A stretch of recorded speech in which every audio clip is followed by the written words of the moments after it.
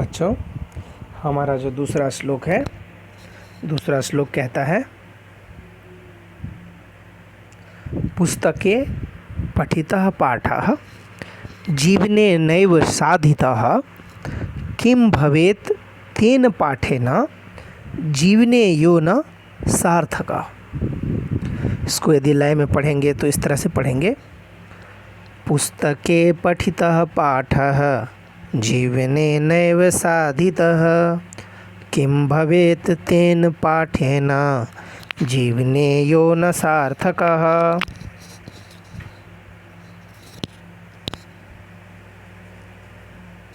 अभी देखिए, यहाँ पर यदि एक एक शब्द को तोड़ेंगे तो इस तरह से होगा, पुस्तके पठितः पाठः जीवने न एव साधितः किं भवेत् तेन पाठेन जीवने यह न सार्थकः। कहता है, पुस्तके पठितः पाठः जीवने नैव साधितः जीवने सार्थकः न भवति तेन पाठेन किं भवेत्।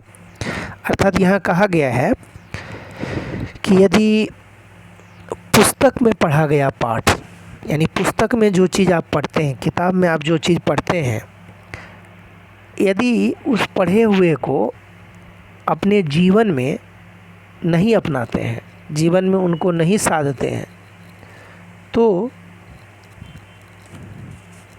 जीवन में जो सार्थक नहीं है, यानी जीवन में यदि आपने उसका लाभ नहीं उठाया या वह सार्थक नहीं है, तो उस पाठ से क्या लाभ। यानी ऐसे पाठों को पढ़ने से कोई फ़ायदा नहीं है।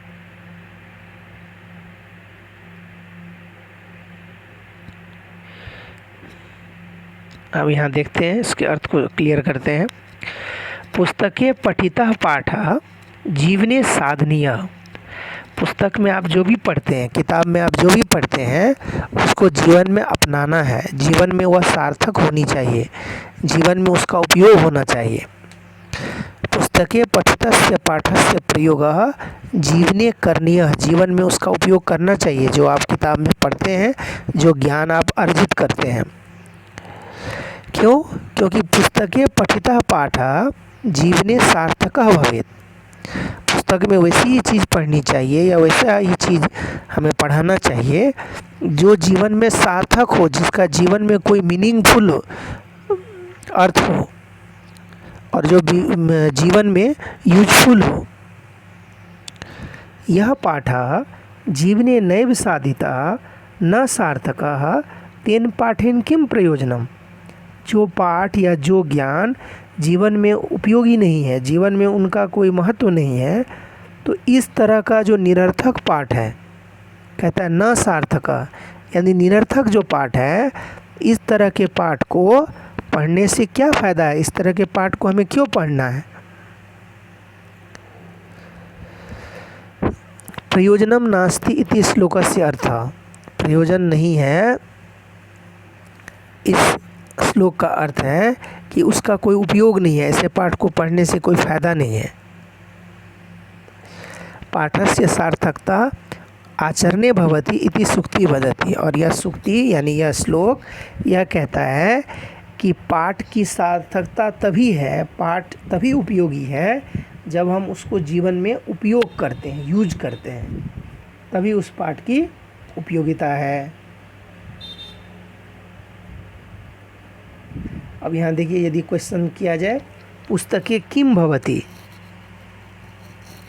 पुस्तक में क्या होता है। सत्यम वदतु, सत्य बोलना चाहिए। वंचना न करनीय, किसी को ठगना नहीं चाहिए। इस तरह की चीज़ें पुस्तक में होती है कि सत्य बोलना चाहिए, किसी को ठगना नहीं चाहिए, किसी के साथ धोखा नहीं करना चाहिए। राष्ट्रस्य गौरव रक्षणम कर्तव्यम, हमें अपने राष्ट्र का, अपने देश का, उसके गौरव को बढ़ाना है, यानी राष्ट्र प्रेम की बात होती है। ज्येष्ठानाम आदरः कर्तव्य, जो हमसे बड़े हैं उनका आदर करना चाहिए। इत्यादि उपदेशा, इस तरह के उपदेश पुस्तक में होते हैं, किताब में कही जाती है। यदि वयम जीवने तत् न पालयामा, किंतु यदि हमने इन उपदेशों को, इन ज्ञानों को अपने जीवन में नहीं अपनाया, तो कहता है तर्हि पठितस्य पाठस्य प्रयोजनम न भवति, तो उस पढ़े हुए पाठ का, जो पाठ हमने पुस्तक में पढ़ा है, उसका कोई प्रयोजन नहीं है, उसका कोई मतलब नहीं है, उसका कोई मीनिंग नहीं है।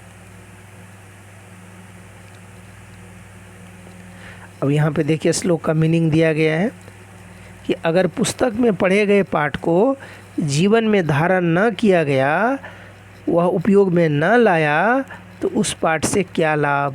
उस पाठ से कोई भी लाभ नहीं है, उस पाठ को पढ़ने का कोई भी महत्व नहीं है।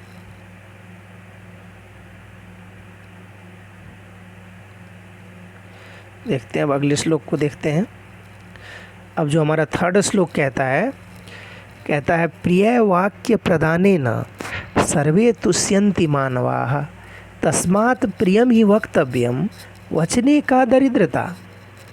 कहने का यह मतलब है, इसको यदि लय में पढ़े तो प्रिय वाक्य प्रदानेन सर्वे तुष्यन्ति मानवाः तस्मात् प्रियम ही वक्तव्यम वचने का दरिद्रता।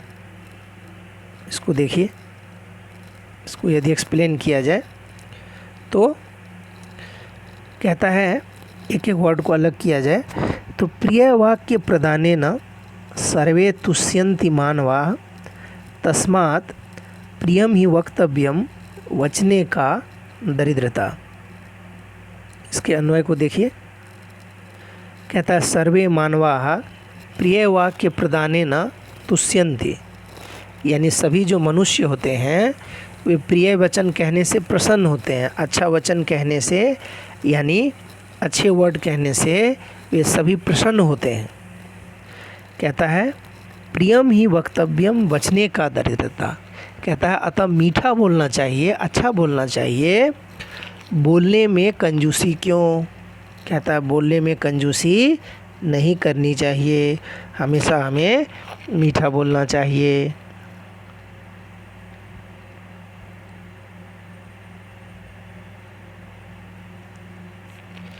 अब इस श्लोक में यदि क्रियापद देखा जाए तो क्रियापद है तुष्यन्ति, यानी संतोषम अनुभवन्ति, प्रसन्न होते हैं। गेट सेटिस्फाइड, सभी लोग सेटिस्फाइड होते हैं अच्छे वचन सुन के, अच्छे प्रिय वचन सुन के। अगला क्वेश्चन है के तुष्यन्ति, कौन सेटिस्फाइड होते हैं, कौन प्रसन्न होते हैं? तो सर्वे मनुष्याः तुष्यन्ति, सभी जो मनुष्य हैं, सभी जो लोग हैं वे गौरव अनुभव करते हैं, संतोष अनुभव करते हैं, संतुष्ट होते हैं अच्छे वचन सुन के, प्रिय वचन सुन के। सर्वे मानवाः केन तुष्यन्ति, सभी मानव, सभी मनुष्य किससे संतुष्ट होते हैं? तो आंसर है सर्वे मानवाः प्रिय वाक्य प्रदानेन अर्थात मधुर संभाषणेन तुष्यन्ति, सभी जो मनुष्य होते हैं, सभी जो मानव होते हैं वे प्रिय वाक्य सुन करके, प्रिय वचन सुन करके, मधुर वचन सुन करके प्रसन्न होते हैं। प्रिय वाक्य प्रदानेन यानी बाय यूजिंग स्वीट वर्ड्स, यानी मधुर संभाषणेन, प्रिय वचन बोलने से। तो क्वेश्चन आता है कि तस्मात् किम कर्तव्यम, इसलिए हमें क्या करना चाहिए? तो तस्मात् प्रियम वक्तव्यम, इसलिए हमें कैसा बोलना चाहिए? प्रिय बोलना चाहिए। कुत्र दरिद्रता न भवेत्, कहाँ पर दरिद्रता नहीं होनी चाहिए, कहाँ पर पॉवर्टी नहीं दिखानी चाहिए? तो प्रिय वचने दरिद्रता न भवेत्, अच्छे वचन बोलने में, प्रिय वचन बोलने में दरिद्रता नहीं होनी चाहिए, वहाँ पर हमें कृपणता, दरिद्रता, गरीबी नहीं दिखानी चाहिए। तात्पर्य क्या है इस श्लोक का? श्लोक का तात्पर्य है कि सर्वे मानवाः प्रिय वचनेन तुष्यन्ति, सभी जो मनुष्य हैं वे प्रिय वचन से संतुष्ट होते हैं, खुश होते हैं। अर्थात प्रिय वाक्यम श्रुत्वा सर्वे संतुष्टाः प्रसन्नाः च भवन्ति, प्रिय वाक्य सुन करके सभी संतुष्ट और प्रसन्न होते हैं। अतः प्रियम वचनम वक्तव्यम, इसलिए हमें प्रिय वचन, अच्छा वचन बोलना चाहिए। प्रिय वचनानि बहूनि सन्ति तत्र दरिद्रता नास्ति एव। प्रिय वचन बहुत सारे हैं, वहाँ पर कोई दरिद्रता नहीं है, वहाँ कोई कंजूसी नहीं करनी चाहिए। अतः प्रिय वाक्यानि यथेष्टम उपयोक्तव्यानि, अर्थात प्रिय वचन जहाँ ज़रूरत हो वहाँ बोलने चाहिए, वहाँ उपयोग में लाना चाहिए। अब प्रिय वाक्यानि कानि भवन्ति, प्रिय वचन कौन कौन होते हैं? जैसे किसी को हमने धन्यवाद कह दिया, किसी का स्वागत कर दिया, कृपया करके कोई चीज़ हमने मांगी, नमस्कार इत्यादि। जो शिष्टाचार वचनानि, शिष्टाचार के जो वचन होते हैं वे प्रिय वाक्य कहलाते हैं। उत्तमम, योग्यम, शोभनम इति प्रशंसा वाक्यानि, ये सारे जो प्रशंसा वाले वाक्य हैं वे शिष्टाचार के वचन कहे जाते हैं। तब कार्यम सम्यक अस्ति इत्यादि उत्तम गुणानाम प्रशंसा, उनका जो काम है, उनका जो कार्य है वो सम्यक है, अच्छा है इत्यादि उत्तम गुणों की प्रशंसा हमें करनी चाहिए। जैसे किसी को हमने विजयी भव, तुम्हें सफलता मिलेगी, जीत मिलेगी, ऐसा आशीर्वाद दे दिया। किसी का शुभम अस्तु, तुम्हारा कल्याण हो, तुम्हारा अच्छा हो, इस तरह से आशीर्वाद दे दिया। ये सारे प्रिय वचन कहलाते हैं।